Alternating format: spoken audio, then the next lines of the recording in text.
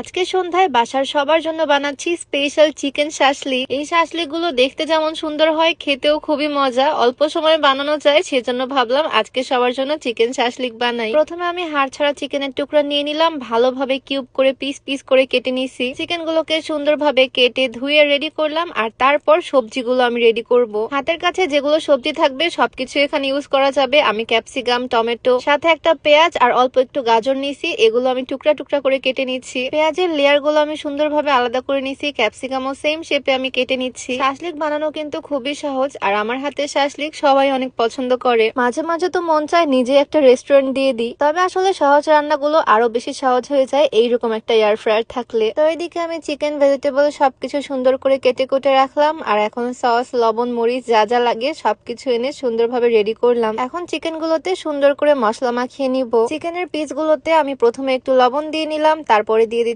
মরিচের গুঁড়া, অল্প একটু চিলি ফ্লেক্স দিচ্ছি, তোমরা চাইলে স্কিপ করতে পারো। আদা বাটা, রসুন বাটা, জিরা বাটা অল্প অল্প করে অ্যাড করলাম, আর তারপর দিয়ে দিচ্ছি টমেটো সস। সসের বোতলে সস প্রায় শেষ। টমেটো সসের পরে আমি অল্প একটু বারবিকিউ সস অ্যাড করতেছি, যাতে একটু স্মোকি ফ্লেভার আসে, তবে তোমাদের কাছে না থাকলে স্কিপ করতে পারো। আমি লেবুর রস অ্যাড করলাম, আর অল্প একটু সয়া সস দিয়ে দিচ্ছি, আর তারপর দিয়ে দিচ্ছি অল্প একটু তেল। অল্প একটু তেল দিয়ে আমি মশলাটা ভালোভাবে চিকেনের সাথে মিক্স করে নিচ্ছি। চিকেনের তুলনায় কিন্তু আমি মশলা একটু বেশি দিছি, কারণ ভেজিটেবল গুলো এটার মধ্যে অ্যাড করব। চিকেনটা সুন্দরভাবে মশলা মাখিয়ে এরপর আমি ভেজিটেবল গুলো দিয়ে দিচ্ছি, আবারও ভালো করে এটার মধ্যে মিক্স করে নিচ্ছি। এই যে আমার ম্যারিনেশনের কাজ একদম কমপ্লিট। এখন আমি কিছু শাসলিকের কাঠি নিয়ে নিলাম, একে একে সবগুলো আমি এটার মধ্যে গেঁথে নিচ্ছি। প্রথমে একটা চিকেনের টুকরা, তারপর একটা পেঁয়াজ, আবার একটা চিকেনের টুকরা, একটা ক্যাপসিকাম, আবার চিকেন, আবার একটা টমেটো। নিজের ইচ্ছা মতো একটার পর একটা গেঁথে দিলাম, আর আমার শাসলিক কিন্তু একদম রেডি। ঠিক সেম ভাবে আমি বাকিগুলো করে নিচ্ছি। একটা চিকেন দিচ্ছি আর একটা ভেজিটেবল দিচ্ছি, ঠিক এইভাবে কমপ্লিট করে নিচ্ছি। দেখো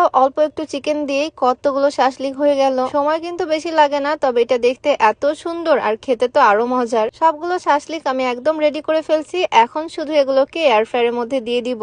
আসলে এই এয়ার ফ্রায়ার নেওয়ার পরে না সব কাজই একদম ইজি হয়ে গেছে। এই এয়ার ফ্রায়ারের মধ্যে তেল ছাড়া যে কোনো কিছু ভাজা যায়। ছোট একটা ওভেনের মতো কাজ করে, কেক, পুডিং সব বানানো যায়। এটা আসলে এয়ার ফ্রায়ার না, এটা একটা জাদুর বাক্স। এই এয়ার ফ্রায়ারটা আমি নিয়েছি TQIU ফেসবুক পেজ থেকে। পেজটা আমি ডেসক্রিপশনে মেনশন করে দিয়ে রাখবো, তোমরা চাইলে নিয়ে নিতে পারো তাদের পেজ থেকে। খুবই কাজের একটা জিনিস। শাসলিক গুলো দিয়ে আমি টাইম, টেম্পারেচার সবকিছু সেট করে নিলাম। এখন শুধু 10 মিনিটের অপেক্ষা। বাহির থেকে কিন্তু দেখা যায় ভিতরে লাইট জ্বলে, কিভাবে কুক হচ্ছে বাহির থেকে সুন্দর মতো দেখতে পাবা। 10 মিনিট পরে আমি হালকা একটু সরিষার তেল ব্রাশ করে দিচ্ছি উপরে। অলরেডি কিন্তু কুক হয়ে গেছে। হালকা তেল ব্রাশ করে আমি সুন্দর করে উল্টে দিচ্ছি। খুবই সুন্দর একটা স্মেল আসতেছে। হালকা তেল ব্রাশ করে আবারও 5 মিনিটের জন্য দিয়ে দিলাম। 15 মিনিটের মধ্যে আমার চিকেন শাসলিক গুলো একদম রেডি।